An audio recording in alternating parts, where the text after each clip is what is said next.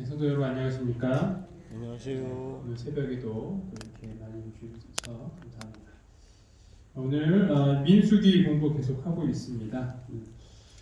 민수기 1장에 있는 내용들을 계속 이어가도록 하겠습니다. 하나님께서 전쟁에 나갈 만한 자를 계수하라고 말씀하셨죠. 그래서 20세 이상으로 싸움에 나갈 만한 모든 자를 진영별로 계수하여라. 이 민수기가 백성들을 세는 책인데 그 시작이 전쟁을 위한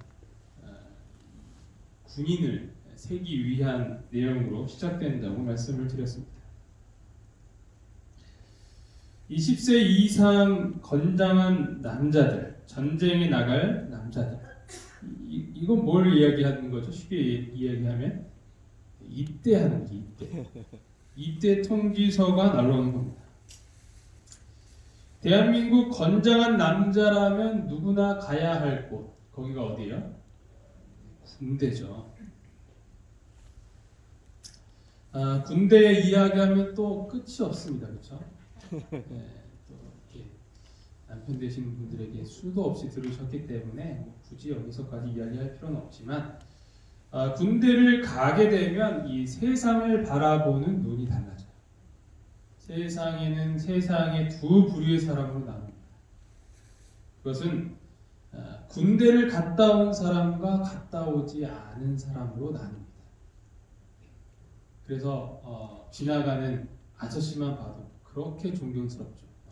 저분도 군대를 갔다 오셨겠지. 항상 논란이 있는 주제죠. 군대는 꼭 갔다 와야 하는 곳인가? 그러면 어떻게 생각하십니까? 군대는 갔다 와야 하는 곳입니까? 예. 주사님, 네, 네라고 하셨어요. 네, 감사합니다. 혹시 장교 출신은 아니시죠? 가기 전에는 어떤 마음이에요? 네, 안 가고 싶다. 면제받고 싶은 마음이 가득합니다. 군대를 안 갈 수 있는 방법은 무엇인가 생각을 하게 되죠. 하지만 갔다 오면 어떻게 변해요? 남자라면 꼭 갔다 와야 된다는 것으로 변하게 되는 것이죠. 그렇죠. 참 사람 마음이 이상합니다. 그래서 이렇게 이야기를 하죠. 그럼 한 번 더 갔다 오세요. 그럼 뭐라고요? 한 대 맞을래? 시간 낭비니까 안 갔다 오는 게 나을까요? 그런데 뭐 그런 측면에서 보면 그래도 안 가는 게 낫겠다라는 생각은 듭니다. 굳이 2년 동안 귀한 청춘 날리는 것보다 안 가는 게 낫지 않을까. 그런데 어차피 안 가도 뭐 그렇게 대단한 일을 하진 않아요. 그렇죠? 다른 사람 군대에 다녀올 동안 안 간 친구는 뭐 하나 뭐 그렇게 대단한 일을 하는 건 아닙니다. 그래서 그럴 바에는 차라리 갔다 오는 게 낫겠다라는 결론을 내립니다. 왜냐하면 어디서도 경험할 수 없는 귀한 것들을 체험하고 또 거기서 얻는 것들이 많기 때문이죠. 아멘. 하지만 안 가는 것도 뭐 나쁘지는 않아요. 굳이 가야 된다는 생각이 드는. 내가 갔다 왔으니까 그런 얘기 하는 거죠. 그렇죠? 가기 전에 뭐 누구나 안 가고 싶은 마음인 거죠. 그렇다고 군대 안 간다고 해서 완전히 면제가 되는 건 아니죠. 공익근무 요원을 한다든지 아니면 뭐 산업체를 한다든지 그런 다른 방법을 써서 이렇게 대가를 치러야 합니다. 책임이 따르게 되는 것이죠. 혹은 군대를 면제받을 만큼 건강하지 못한 몸을 갖고 있다라는 뜻이에요. 그래서 이미 대가를 치른 거죠, 그렇죠? 그래서 이 군대에 면제되는 것은 그냥 공짜로 되는 것은 아닙니다. 신의 아들이라고 표현을 하긴 하는데 어쨌든 안 가면 그에 대한 대가를 치러야 되거나 아니면 치렀거나 둘 중에 하나입니다. 성경에도 군 면제받은 사람들이 있어요. 이 사람들이 누굴까요? 바로 레위인들이죠. 민수기 1장 47절 50절에 보면 그러나 레위인은 그들의 조상의 지파대로 그 계수에 들지 아니하였으니 이는 여호와께서 모세에게 말씀하여 이르시되 너는 레위 지파만은 계수하지 말며 그들을 이스라엘 자손 계수 중에 넣지 말고 그들에게 증거의 성막과 그 모든 기구와 그 모든 부속품을 관리하게 하라. 그들은 그 성막과 그 모든 기구를 운반하며 거기에 봉사하며 성막 주위에 진을 칠지며. 레위 지파는 이 군인을 세는 것에 계수하지 말라라고 하나님께서 말씀하시는 것입니다. 군면제를 받는, 정말 신의 아들, 하나님 아들, 하나님이 너 군대 가지 마라고 하신 거죠. 네, 대단하지 않습니까? 얼마나 쾌재를 불렀을까요? 나 군면제야. 이들은 어떻게 해서 군대 면제 판정을 받을 수 있었을까요? 그들에게 어떤 결교학 사유가 있었을까요? 아니면 아버지가 대단한 분이시라든지, 혹은 이 국가 유공자들이 3대 독자들, 요즘 독자들도 가나요? 잘 모르겠는데 예전에는 그렇습니다. 지금도 그런지 모르겠습니다. 그들은 왜 군인으로 일하지 않아도 되었을까? 왜냐하면 레위 지파는 장자를 대신하여서 하나님께 이 봉사하기 위하여, 성서 봉사를 위하여 특별히 바쳐진 자들이었기 때문입니다. 성소 봉사에 대한 책임이 있었기 때문에 그들은 그 인구조사에서 제외될 수 있었던 것이죠. 그냥 군면제가 이루어진 것이 아니었습니다. 그에 따른 분명한 책임이 있었기 때문에 성전 봉사를 해야 할 의무가 있었기 때문에 그들은 이 인구조사에서 제외가 될 수 있었던 것입니다. 부조와 선지자에서 보면 하나님의 명령으로 레위 족속은 성소 봉사를 위하여 구별되었다. 고대 사회에서는 모든 남자는 자기 가족의 제사장이었다.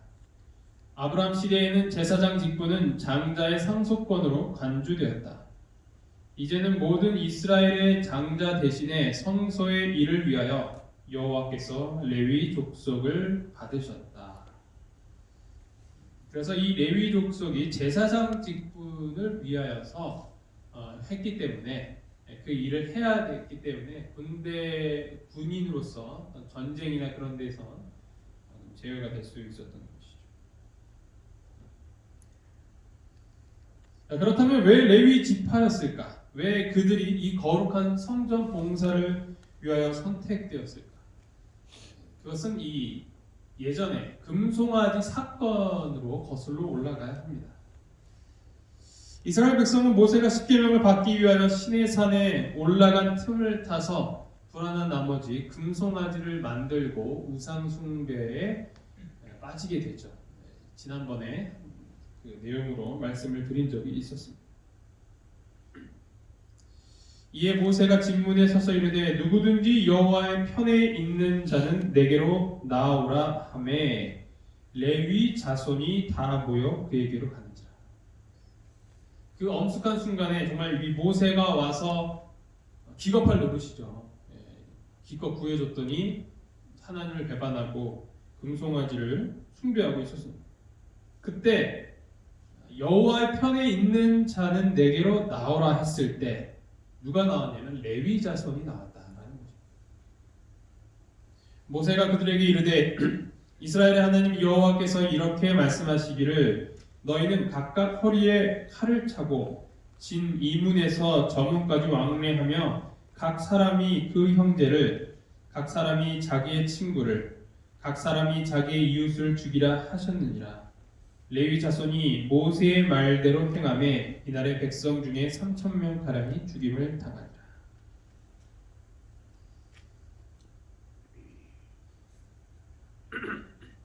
하나님께서 이런 현저한 명예를 그들에게 주심으로 이스라엘 백성이 금송아지를 섬기는 일로 배교했을 때 그들이 하나님을 섬기는 일을 고수하고 당신의 형벌을 집행하는 일에 있어서 그 나타낸 성실성을 인정하신다는 것을 나타내셨다. 바로 이 레위 자손이 이 제사장 직분 그리고 성서 봉사를 맡게 되는 가장 중요한 사건이 여기서 등장을 하게 되는 것입니다. 바로 이 레위 자손이 끝까지 하나님 편에서 신실하게 남았고 또 하나님의 그 명령을 이행하였기 때문에 그 성실성을 인정받아서 그들이 이 성서 봉사를 위한 지파로 선택이 될 수 있었던 것이었습니다. 그런데 하나님은 그렇게 배도한 자들을 그 자리에서 즉시 심판하시는 모습을 봤을 때 좀 그렇게까지 했어야 됐을까라는 생각이 들죠. 그리고 자신의 종족을 죽여야 했던 이 레위 지파의 그런 숙명을 생각을 해보면 너무나도 잔인한 일은 아니었을까 생각을 해볼 수 있는 것입니다. 이 말씀을 읽으시면 조금 도움이 될 수 있을 것입니다. 시내산에서의 배도도 그러했다. 범죄에 대한 형벌이 신속하게 집행되지 않으면 동일한 결과가 다시 일어났을 것이다. 이 동일한 결과가 계속 일어날 수 있기 때문에 그것을 막기 위하여서 하나님께서는 이런 선택을 하셨다는 것이죠. 이 세상은 노아의 때와 같이 부패하게 되었을 것이다. 만일 이 범죄자들이 처벌되지 않았더라면 가인의 생명을 살려둠으로 일어난 결과보다 더 큰 재앙들이 연달아 일어났을 것이다. 수백만에게 불가피하게 내릴 심판을 막기 위하여 수천 명이 고통을 당하도록 하는 것이 하나님의 긍휼이다. 하나님께서는 많은 사람들을 구원하시기 위하여 소수를 벌하셔야 했다. 이 소수 때문에 모두가 나쁜 길을 가게 된다면 그것은 오히려 하나님의 공의와 자비에서 멀어진 모습이다라고 할 수 있겠죠. 그 즉각적인 심판이 필요했다라는 것입니다. 그뿐 아니라 백성이 하나님께 대한 그들의 충성을 버렸을 때 그들은 하나님의 보호를 잃어버렸고 그들의 방어벽은 무너져 민족 전체가 원수들의 세력에 노출되었다. 그 악이 빨리 제거되지 않았더라면 그들은 얼마 안 가서 그들의 무수한 강적의 먹이가 되고 말았을 것이다. 이스라엘의 행복과 또 모든 후세대에게 교훈을 주기 위하여 그 범죄가 빨리 처벌되어야 했다. 그리고 죄인들 자신에게 있어서도 그들이 빨리 악한 행로에서 끊어지는 것은 결코 적지 않은 자비스러운 배려였다. 그 즉각적인 심판이 오히려 자비였다라는 것입니다. 그렇게 해야 이스라엘 백성들이 살 수 있었다라는 것이죠. 그들의 목숨이 부지되었다 할지라도 그들로 하여금 하나님께 반역하도록 만든 그 같은 정신이 그들 중에 증오와 분쟁을 일으켜 결국 그들은 서로를 죽였을 것이다. 그 범죄가 빨리 그리고 매우 가혹하게 처벌된 것은 세상에 대한, 이스라엘에 대한, 그리고 범죄자들에 대한 사랑에서였다. 어쩔 수 없는 하나님의 선택이었다라는 것이죠. 여기서 레위인의 신실함을 또한 발견할 수 있게 되는데요. 배도에 가담하지 않았던 자들은 모세의 오른편에 자리를 잡고 범죄하였으나 회개한 사람들은 왼편에 자리를 잡기로 되어 있었다. 백성들은 이 명령을 순종하였다. 레위 지파는 우상 숭배에 가담하지 않았다는 것이 드러났다.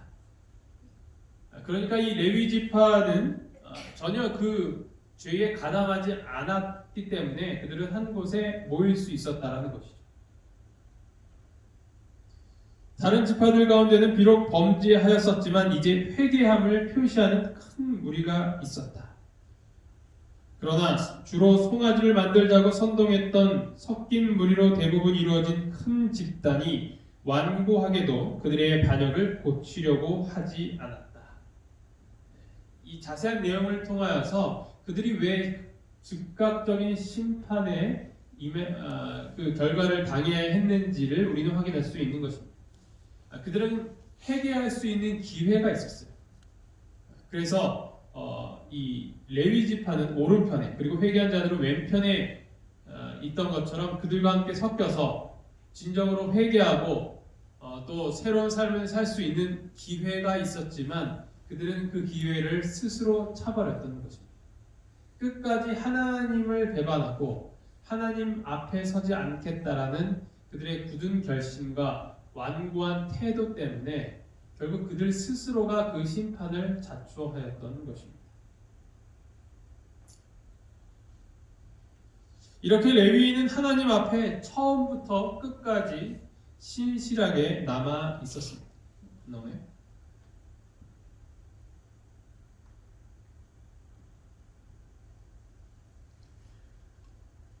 그래서 그들은 하나님께 봉사하기 위하여 특별히 바쳐진 지파가 될 수 있었던 것입니다. 그리고 12지파에서 이 한 지파가 빠지게 되었고 요셉까지 대신하여서 에브라임과 므낫세가 그 부족한 두 지파의 자리를 대신하게 됩니다. 왜냐하면 야곱이 요셉의 두 아들인 이 에브라임과 므낫세를 양자로 삼았기 때문이죠. 내가 애굽으로 와서 내게 이르기 전에 애굽에서 내가 낳은 두 아들 에브라임과 므낫세는 내 것이라. 르우벤과 시므온처럼 내 것이 될 것이요 이들 후에 내 소생은 내 것이 될 것이며 그들의 유산은 그들의 형의 이름으로 함께 받으리라. 따라서 이 요셉과 레위를 대신하여서 에브라임과 므낫세가 이 12지파에 속하게 되는 것입니다. 다른 지파는 이 막사를 군기 곁에 쳤지만 레위 지파는 이 성막 주위에 하게 됩니다. 레위 지파는 성소 봉사를 위하여 다른 지파와 다르게 구분되어 있는 것을 확인할 수 있습니다. 그들은 이 성막 겉에 그 주위에 진을 칠 수 있었던 것이죠.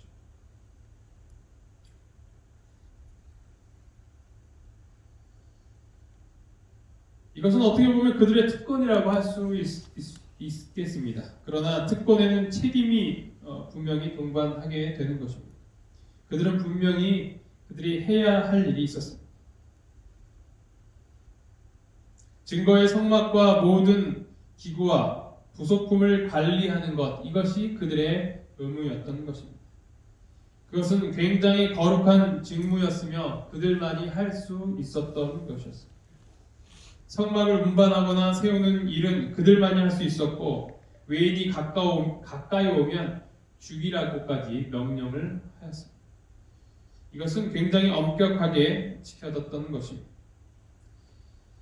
이 일은 레위인만이 할 수 있었기 때문에 이 일에 최선을 다하였습니다. 그래서 다른 지파는 지정된 장소에 진을 쳤지만 레위 지파는 항상 이 성막 곁에, 이 성막 주위에 진을 치고 그 성막 봉사를 위한 일을 위하여 이렇게 애썼던 것입니다. 그래서 그들은 365일 오로지 이 성막 봉사를 위해서만 살고 또 봉사를 하였던 것입니다.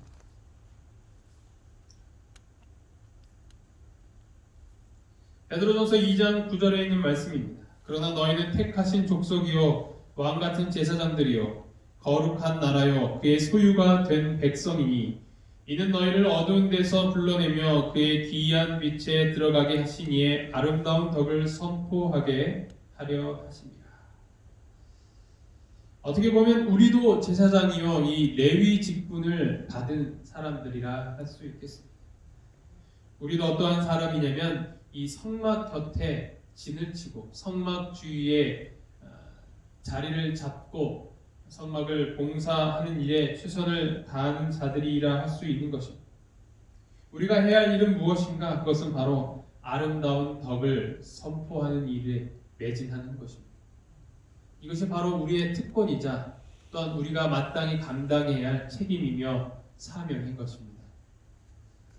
오늘 이 시간 이 레위인의 그런 신실함 가운데 주어졌던 그 직분을 생각하시면서 우리도 이 책임을 완수하기 위하여 하나님의 선택된 자들로 최선을 다하는 삶을 살 수 있도록 오늘 묵상하면서 기도하는 시간이 되기를 간절히 바랍니다. 아멘. 우리도 성막 곁에 진을 치고 그 봉사를 위하여 하나님께서 주신 사명을 위하여 살아갈 수 있는 저와 여러분이 되기를 간절히 바라면서 말씀을 마치도록 하겠습니다. 아멘. 기도하시겠습니다. 하늘의 하나님 아버지, 오늘 저희에게 이 레위 지파의 특별한 사명에 대해서 공부할 수 있도록 도와주심에 참으로 감사합니다. 아멘. 그들이 다른 사람들은 모두 하나님을 배도하는 가운데서도 끝까지 신실하게 남아서 주님의 그 사명과 직분을 감당하는 일을 받았던 것처럼 저희도 이 주님 안에서 주님의 신실한 백성으로 끝까지 남아 주님의 사명을 이룰 수 있는 거룩한 제사장이 될 수 있도록 인도하여 주시옵소서. 이 아멘. 모든 말씀 예수 그리스도의 이름으로 간절히 기도합니다. 아멘.